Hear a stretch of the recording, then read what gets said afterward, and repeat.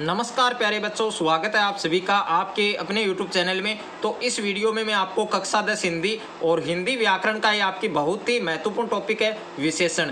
तो विशेषण हम आज के इस वीडियो में पढ़ने वाले हैं, जिसमें हम विशेषण की परिभाषा, उसके प्रकार और उन प्रकारों का वर्णन सहित मैं आपको इसमें समझाने वाला हूं। तो वीडियो को पूरा देखना है, वीडियो को कहीं पर भी स्किप नहीं करना है। और ये चैप्टर आपके टोटल कुल 2 अंक का पूछा जाता है, यानी बोर्ड परीक्षा में आपके 2 अंक का पूछा जाता है। और कक्षा 9 वाले बच्चे भी इस वीडियो को देख सकते हैं, क्योंकि उनके भी हिंदी व्याकरण में आपके टॉपिक है विशेषण।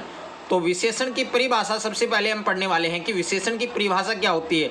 तो संज्ञा और सर्वनाम शब्दों की विशेषता बताने वाले शब्दों को क्या कहा जाता है? विशेषण कहा जाता है।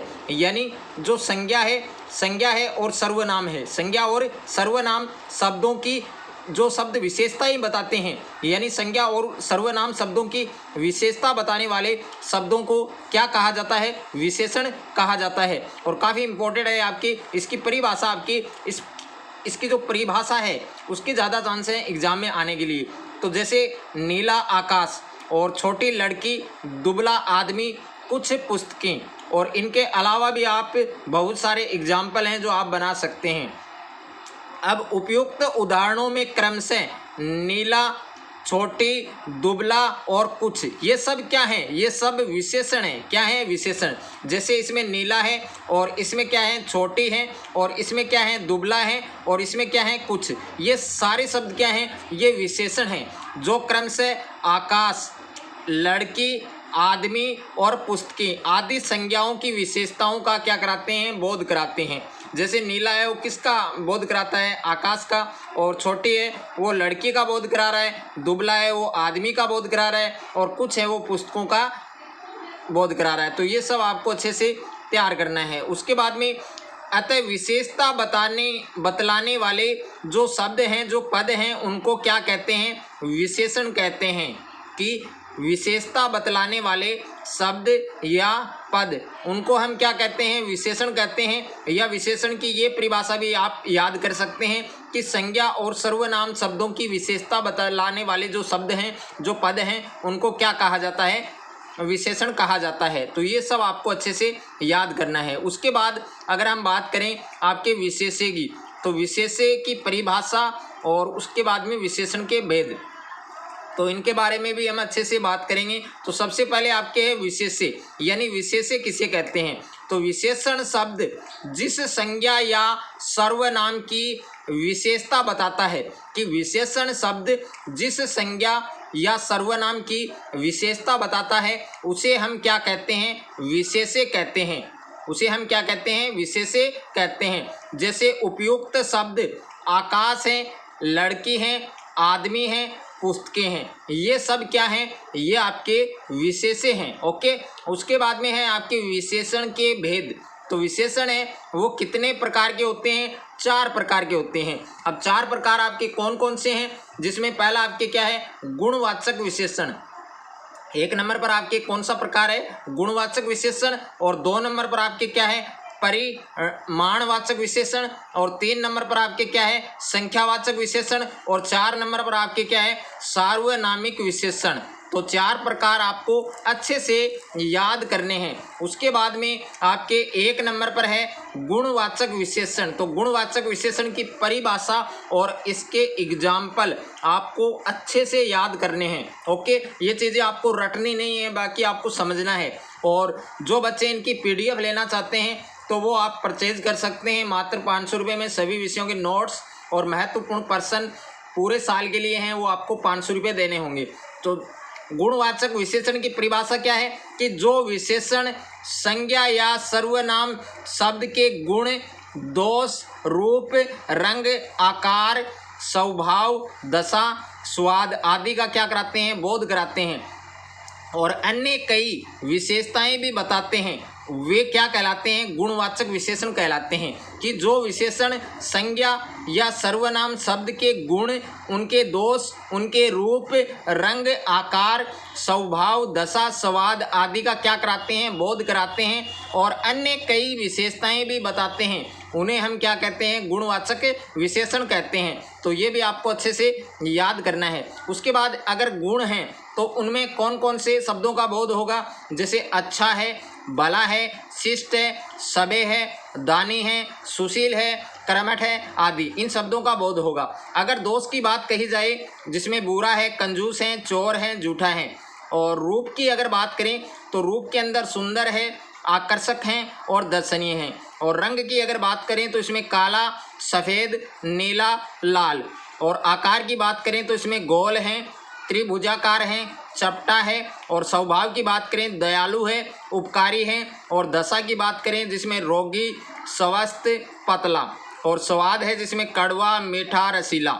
उदाहरण आपके क्या क्या हैं, जिसमें मैंने 2 एग्जाम्पल लिए हैं। आम एक मीठा फल है, आम क्या एक मीठा फल है। तो इसमें किसका बोध हो रहा है, इसमें स्वाद का बोध हो रहा है, यानी यहाँ पर मीठा है और मीठा किसका बोध कर रहा है, स्वाद का बोध कर रहा है। दूसरा एग्जाम्पल है मोहन एक दयालु व्यक्ति है। तो इसमें किसका बोध हो रहा है, किस शब्द का बोध हो रहा है, दयालु। और दयालु है वो आप देख सकते हैं यहाँ पर, इनमें से ही आपको मिल जाएगा, जिसमें जो स्वभाव है उनका बोध कर रहा है। अगर आपका मैथ, फिजिक्स, केमिस्ट्री और बायोलॉजी के किसी क्वेश्चन में डाउट है तो आपको उस क्वेश्चन का फोटो खींचकर उसको क्रॉप करके सेंड करना है। तुरंत वीडियो सॉल्यूशन के साथ आपको आपका आंसर मिल जाएगा। और आप class 6 to 12 NEET, IIT, JEE mains और एडवांस की भी तैयारी कर सकते हैं। तो अभी डिस्क्रिप्शन में जाइए और डाउटनेट के इस एप्लीकेशन को डाउनलोड कीजिए। डाउट हो तो डाउटनेट करो।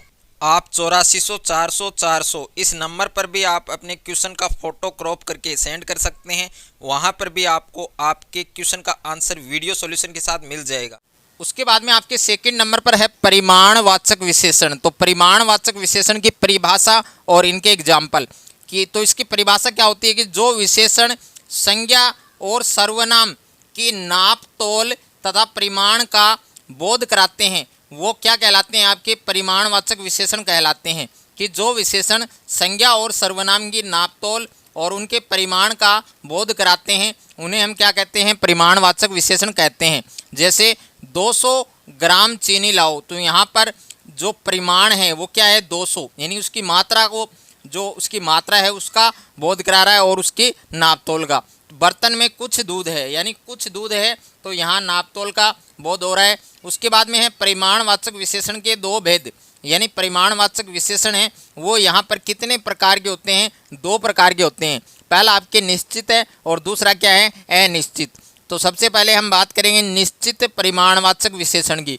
तो निश्चित परिमाणवाचक विशेषण क्या होते हैं कि जो विशेषण संज्ञा या सर्वनाम की निश्चित परिमाण का बोध कराते हैं वे क्या कहलाते हैं, निश्चित परिमाणवाचक विशेषण कहलाते हैं।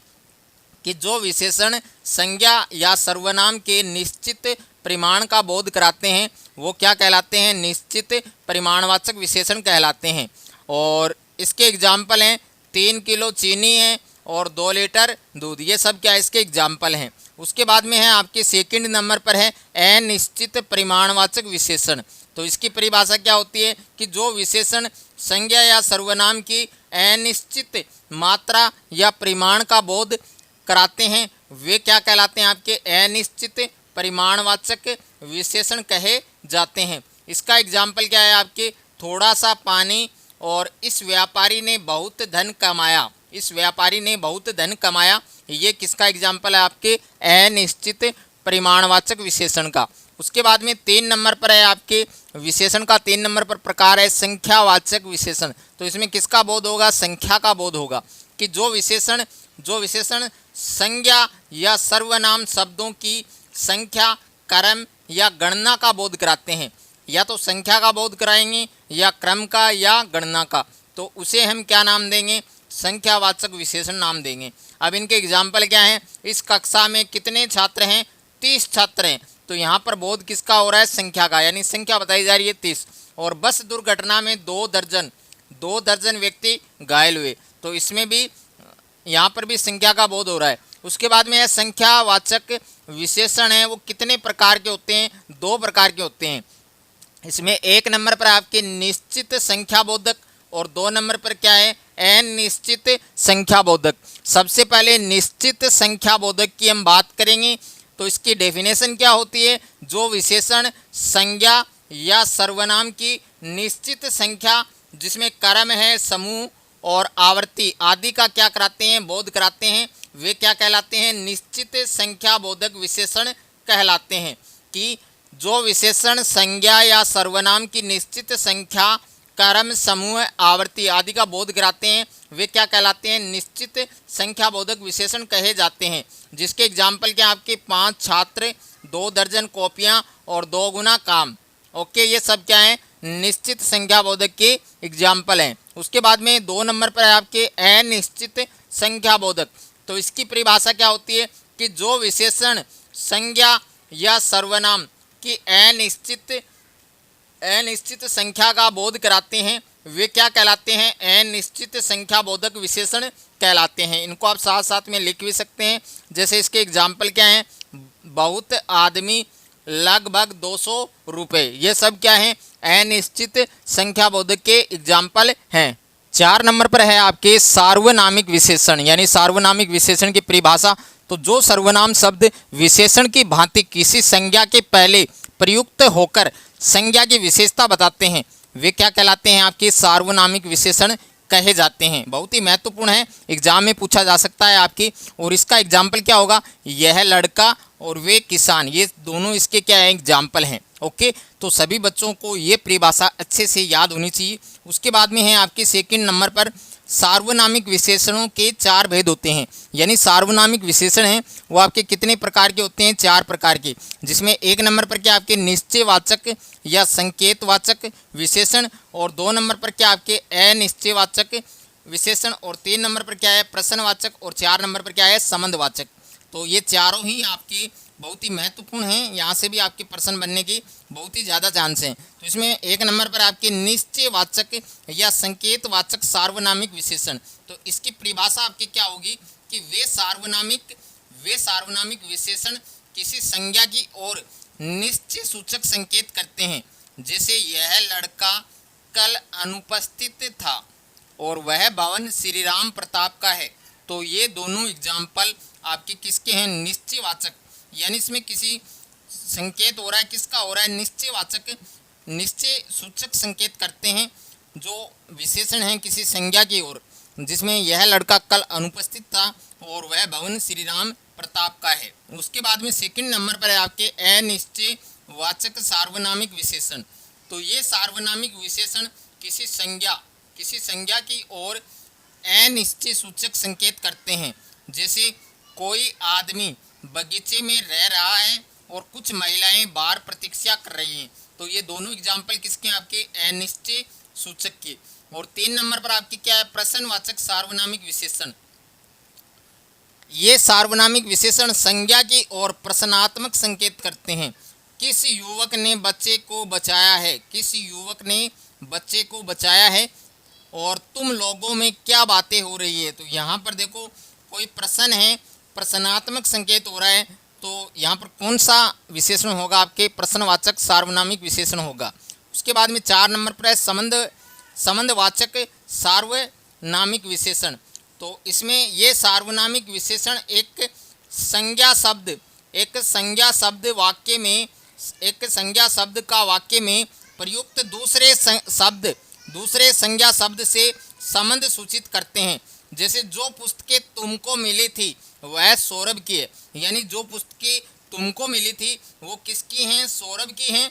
और जिस लड़के ने फूल तोड़े हैं वह गेट पर खड़ा है। तो इसमें संबंध है, किसी दूसरे संज्ञा शब्द से संबंध सूचित किया जाता है। तो इसको हम क्या बोलते हैं? संबंधवाचक सार्वनामिक विशेषण कहे जाते हैं। और अगर आपको ये मेरा वीडियो अच्छा लगे तो वीडियो को लाइक करें, दोस्तों के साथ शेयर करें।